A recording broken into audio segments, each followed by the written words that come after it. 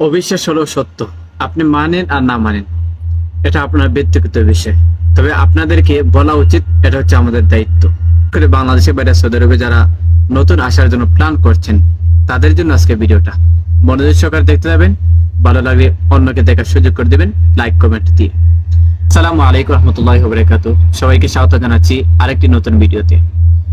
Saudi আরবে বর্তমানে দিন যত যাচ্ছে ততই কিন্তু কঠিন হয়ে দাঁড়িয়েছে। নতুন যারা প্রবাস আসতেছেন তাদের জন্য ভিসা, তাদের জন্য আকামা, তাদের জন্য বৈধতা অর্জন করা কঠিন টু কঠিন। তবে সবার ক্ষেত্রে এটা প্রযোজ্য নয়। এটা ওইসব মানুষের ক্ষেত্রে প্রযোজ্য হবে যারা 3 মাসের ভিসা এসেছেন। 3 মাসের ভিসা বলতে সৌদি আরব ফ্রি ভিসা কোনো কিছুই নেই। এটা সাময়িক সময় একটা ভ্রমণের জন্য আপনাকে নিয়ে আসা হয় সৌদি আরবে। এটাকে বলা হয়, আমরা বাঙালি যারা দালাল রয়েছেন বা এজেন্সি ট্রাভেলস রয়েছে তারা বলে আপনাকে 3 মাসের ভিসা ফ্রি ভিসা নিয়ে যাচ্ছে। অথচ সৌদি আরবে ফ্রি ভিসা বলতে কোনো ভিসাই নেই। প্রত্যেকটা ভিসার একজন মালিক রয়েছে, একজন কফিল রয়েছেন। কফিলের কাছ থেকে তারা সাময়িক সময়ের জন্য আপনাকে সৌদি আরবে আনার জন্য একটি ভিসা ক্রয় করেন, অতঃপর আপনাকে বাংলাদেশে নিয়ে আসেন। আপনি কি জানেন সৌদি আরবে দিন যত যাচ্ছে আইন যে কঠিন করেছে। সৌদি আরবে যারা 3 মাসে ভিসা আসছেন তারা যে ফাঁসে গিয়েছেন।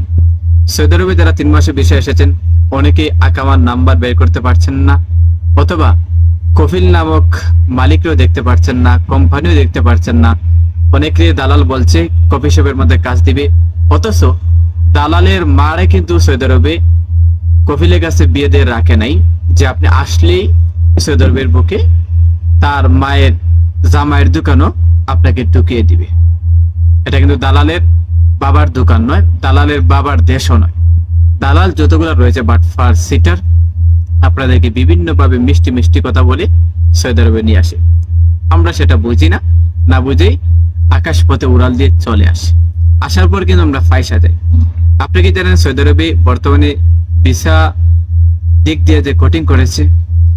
আপনি লোড আনলোড অথবা সৌদি আরবে যারা ফ্রি ভিসা আসতে চান 3 মাসের ভিসা কোন একটা কাজ করবেন বলে, আপনার যদি এই কাগজপত্র যদি না থাকে সৌদি আরবে আপনি ফাইসা যাবেন।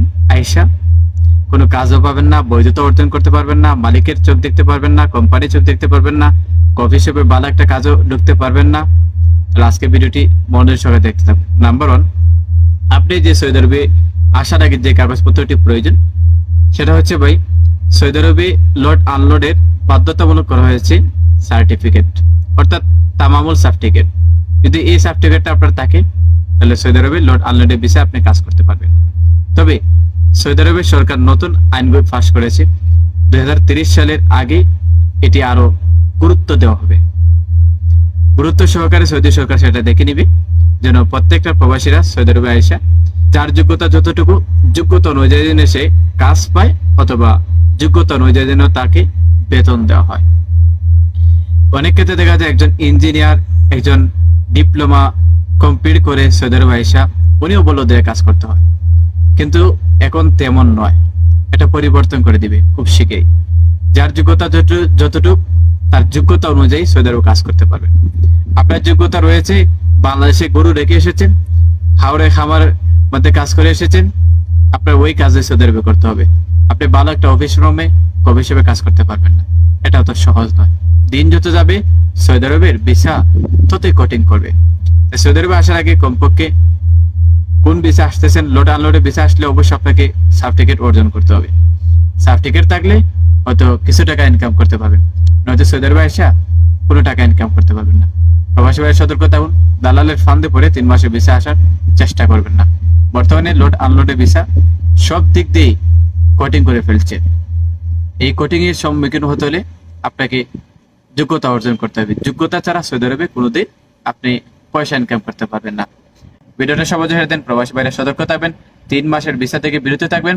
আসবেন 1 বছরের আকামার মেয়াদ নিয়ে সৌদি আরবে আসেন, তাহলে হয়তো কিছু জিনিস করতে পারবেন। 1 বছরের ভাষা শিখবেন, আপনার সৌদি আরবের পরিস্থিতি সম্পর্কে আইডিয়া হবে। তারপর যদি আপনাকে কোনো একটা ভালো একটা স্থানে কাজের ব্যবস্থা করে দেওয়া, ওই কাজটা করতে পারবেন, সম্ভব রয়েছে। সো ভিডিওটা সবাই ছেড়ে দেন, প্রবাসী ভাইরা সতর্ক থাকুন।